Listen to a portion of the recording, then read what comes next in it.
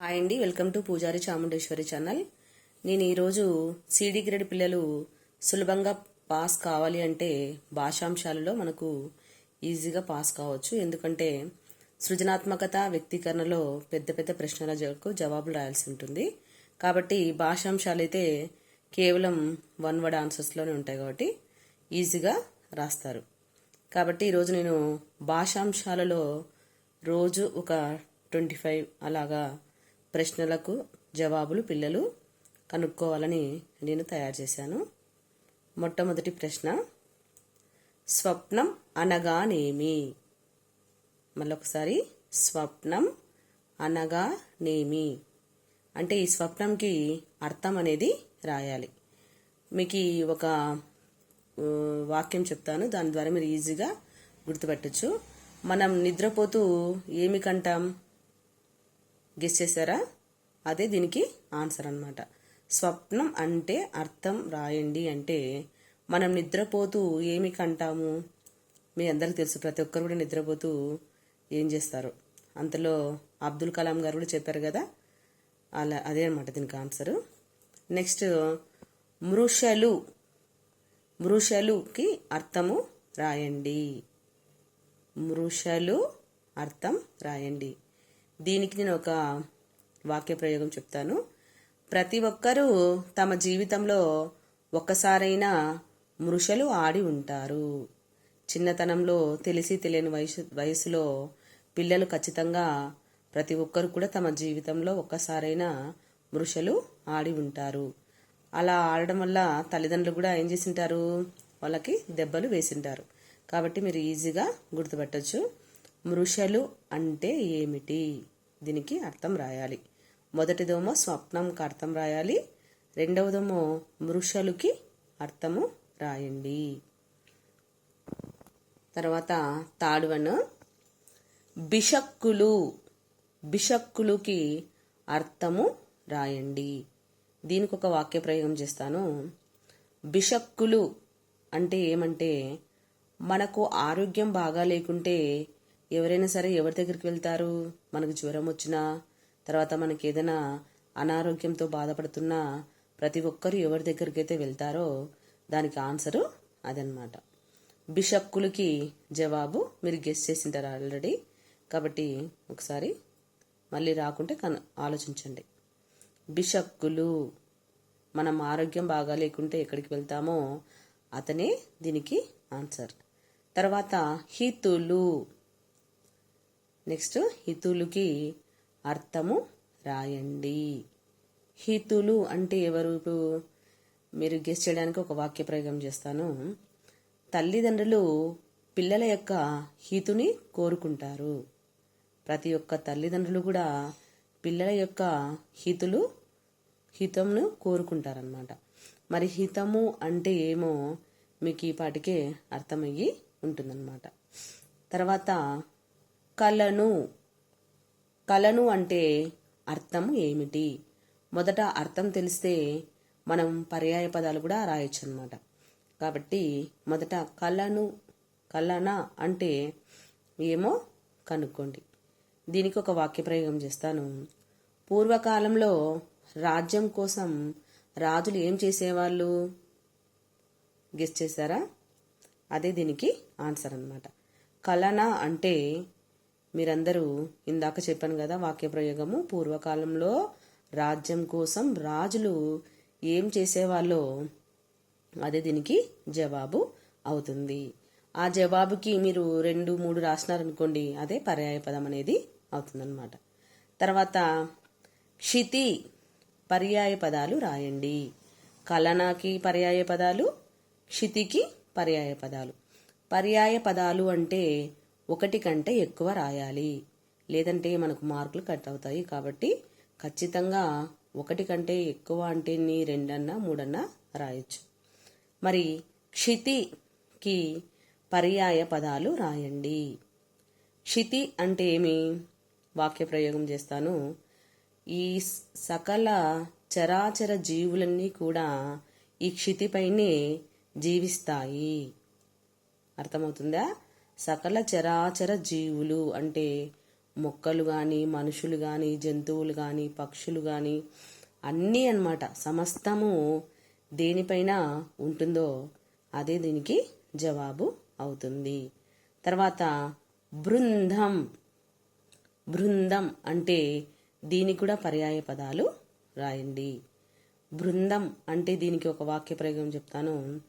ఏదైనా ఒక గొడవ జరిగినప్పుడు, లేదంటే పెళ్ళిళ్ళకు, లేదా మనం పెళ్లి జరిగినాక మెరిమన్ అంటారు కదండి, అలా తిరిగేటప్పుడు అందరూ కూడా ఎలా వెళ్తారు? ఒక తేరుకి కానీ అలా జరిగినప్పుడు, ఒక పండుగ వాతావరణం ఉన్నప్పుడు ఒక చోటికి అందరు ఎలా వెళ్తారో తెలుసు కదా, అదే అన్నమాట దీనికి జవాబు. గెస్ చేయకుంటే ఇంకా కొద్దిగా ఆలోచించండి, వస్తుంది. బృందం. తర్వాత వ్రాతము. వ్రాతముకి పర్యాయ పదాలు రాయండి. ఇందాక మనం బృందం అని చెప్పుకున్నాం కదా, దీనికి ఏ ఆన్సర్ అయితే వస్తుందో, ఏ జవాబు అయితే వస్తుందో వ్రాతముకు కూడా అదే జవాబు వస్తుంది. రెండు ఏదైనా ఒకటే అన్నమాట. కాబట్టి మరొకసారి వాక్య ప్రయోగం చెప్తా చూడండి. వ్రాతము అంటే మనము ఎక్కడికైనా సరే ఏదైనా పేరంటాలు కానీ, ఏదైనా ఒక వేడుకలకి కానీ, తర్వాత గొడవలు జరిగినప్పుడు కానీ చూడడానికి వెళ్తుంటారు కదా, ఎంతమంది పోతారు తెలుసు కదా, అలా పోయేదాన్ని వాళ్ళని ఏమంటారు, అందరినీ కలిపి అదే జవాబు అవుతుందన్నమాట.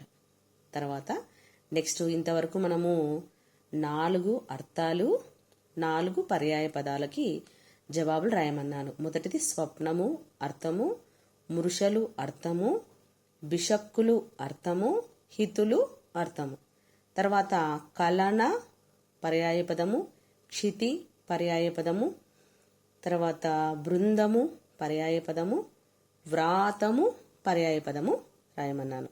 ఇప్పుడు ప్రకృతి వికృతులు. మౌక్తికము.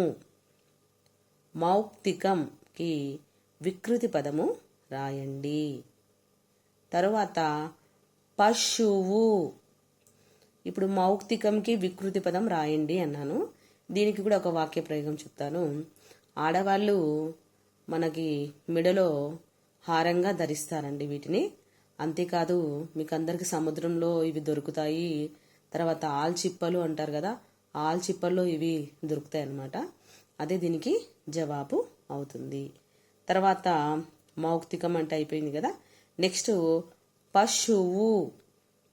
పశువుకి వికృతి పదము రాయండి. ఎవరైనా తప్పు చేసినప్పుడు అమ్మ వాళ్ళు తిడుతుంటారు ఇంట్లో, కాబట్టి సులభంగా మీకు ఇది వచ్చేస్తుంది. పశువు వికృతి పదం రాయండి. తర్వాత ద్వీపం. ద్వీపం దీనికి వికృతి పదము రాయండి. మనం సోషల్లో ఈ పదాన్ని ఎక్కువగా వినింటాము. ఒకసారి ఆలోచించండి, సులభంగా వస్తుంది. తర్వాత శక్తి. శక్తికి వికృతి పదము రాయండి. దీన్ని పల్లెటూరు వాళ్ళు వికృతి పదాలు ఎక్కువగా యూజ్ చేస్తుంటారు, వాడుక భాషలో వాడుతూ ఉంటారు. కాబట్టి శక్తిని వాళ్ళు ఏమంటారో మీరు ఇళ్లలో మీ పెద్దవాళ్ళు అంటుంటారు, వినింటారు. కాబట్టి సులభంగా రాయొచ్చు. శక్తి వికృతి పదం రాయండి. తర్వాత నిద్ర. నిద్రకు వికృతి పదము రాయండి. అయిపోయినాయండి. ఇప్పటికి నేను ఒక 5 ప్రకృతి వికృతులు చెప్పాను. మొదటిది మౌక్తికము, 2 పశువు, 3 ద్వీపం, 4 శక్తి, 5 నిద్ర. వీటన్నిటికీ ప్రకృతి వికృతులు రాయండి.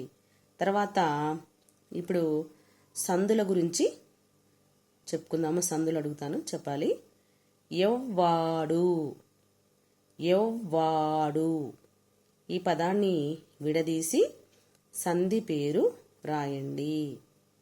ఎవ్వాడు ఈ పదాన్ని విడదీసి సంధి పేరు రాయండి. తర్వాత నేను చాలాసార్లు చెప్పాను, మనకి ద్విత్వాక్షరం వచ్చింది. ముందు మొదటి అక్షరము చిన్న ఆ, చిన్న ఈ, చిన్న ఆ ఈ ఏ కదమ్మా, ఆ అని చెప్పాను కదా. ఆ ఈ ఏ అంటే చిన్న ఆ, చిన్న ఈ, చిన్న ఏ వస్తే ఏ సందో మీకే చెప్పాను, కాబట్టి సులభంగా చేయగలరన్నమాట. తర్వాత గుణాతీతుడు. గుణాతీతుడు. ఈ పదాన్ని విడదీసి సంధి పేరు రాయండి. మనకు పదంలోనే సులభంగా కనిపిస్తుంది. దీర్ఘం వచ్చింది కదా, దీర్ఘం వస్తే ఏ సందో మీ అందరికీ తెలుసు కాబట్టి సులభంగా విడదీయండి. తర్వాత ఒకింత. ఒకింత. ఒకింత ఆ పదం వినగానే మనకు మీరు మొదట పదము సంస్కృత పదమా తెలుగు పదమా ఫస్ట్ కనుక్కోవాలి. అలా కనుక్కున్నప్పుడే మీరు సందుల్ని సులభంగా గుర్తుపట్టవచ్చు అనమాట. ఇక్కడ ఒకింత అనే పదము మనకు తెలుగు పదం కాబట్టి అది ఏ సందో మీరు సులభంగా కనుక్కోవచ్చు. విడదీసి సంధి పేరు రాయండి. తర్వాత దీవులు గొన్న. దీవులు గొన్న. ఈ పదంలోనే మీకు అర్థమవుతుంది. సరళాలు పరుషాలు సరళాలుగా మారిపోతాయి. పరుషాలు గసడదవలుగా మారిపోతున్నాయి కదా, కాబట్టి ఇక్కడ మీరు ఏ సందో కూడా కనుక్కోవచ్చు. దీవులు గొన్న. తర్వాత మృష ఏని. మృష ఏని. ఆ పదంలోనే మనకు ఒక అక్షరము ఎక్స్ట్రాగా వచ్చింది చూసారా, కాబట్టి దాన్ని కూడా మీరు సులభంగా కనుక్కోవచ్చు ఏ సందో. తర్వాత ఎదగోరు. ఎదగోరు. ఈ పదంలో పరుషాలు సరళాలుగా మారిపోయాయి. తర్వాత మనము ఆ ఎదగోరు అనే పదంలోనే దా పక్కన మనకు అరసున్నా వచ్చింది. అరసున్నా వస్తే ఏ సందో కూడా మీకు నేను చెప్పాను కాబట్టి సులభంగా మీరు కనుక్కోవచ్చు. తర్వాత ఎత్తరి. ఎత్తరి. మనం పైన ఎవ్వాడు అని చెప్పుకున్నాం కదా, సేమ్ అలాగనే ఉంది చూడండి. ఇది కూడా చిన్న ఏ వచ్చింది. తర్వాత రెండవ అక్షరము ద్విత్వాక్షరం వచ్చింది. ద్విత్వాక్షరం అంటే మీ ఒక అక్షరానికి అదే ఒత్తు రావడం. ఇలా మొదట చిన్న ఈ చిన్న ఏ ఆ ఈ ఏ వస్తే ఏ సందో నేను చెప్పాను. తర్వాత రెండో పదము ద్విత్వాక్షరం వస్తే ఏ సందో కూడా మీకు గుడ్డి గుర్తుగా చెప్పాను. కాబట్టి ఎత్తరి అనే పదాన్ని విడదీసి సంధి పేరు రాయండి. తర్వాత తదంతరము. తదంతరము. ఈ పదానికి విడదీసి సంధి పేరు రాయండి. తర్వాత కన్నొకటి. కన్నొకటి. ఈ పదాన్ని కూడా విడదీసి సంధి పేరు రాయండి. కన్నొకటి అనే పదము తెలుగు పదమా సంస్కృత పదమా? తెలుగు పదమే కాబట్టి మీరు సులభంగా విడదీసి ఏదొస్తే అది సంధిని ఈజీగా కనుక్కోవచ్చు అనమాట. తర్వాత వాడు ఓలే. వాడు ఓలే. ఈ పదాన్ని కూడా విడదీసి సంధి పేరు రాయండి. మళ్ళొకసారి చెప్తా చూడండి సందులన్నీ. ఎవ్వాడు, గుణాతీతుడు, ఒకింత, దీవులు గొన్న, మృష ఏని, ఎదగోరు, ఎత్తరి, తదంతరము, తదంతరము, కన్నొకటి. లాస్ట్ది వాడు ఓలే. తర్వాత నెక్స్ట్ నానార్థాలు. నానార్థాల్లో మొదటిది వృద్ధి. ఈ వృద్ధి అనే పదానికి నానార్థాలు రాయాలన్నమాట. నానార్థాలు అంటే తెలుసు కదండి, వేరు వేరు అర్థాలు వస్తాయన్నమాట. మొదటి దానికి రెండో దానికి చాలా వ్యత్యాసం అనేది ఉంటుంది. ఇవి చాలా బాగా చదివితే కానీ పిల్లలు చేయలేరు కాబట్టి కొంచెం బాగా చదువుకోవాలి. వృద్ధి అనే పదానికి నానార్థము రాయండి. తర్వాత నయం. నయం అనే పదానికి నానార్థము రాయండి. తర్వాత ఋతం. ఋతం అనే పదానికి నానార్థాలు రాయండి. తర్వాత కాడ.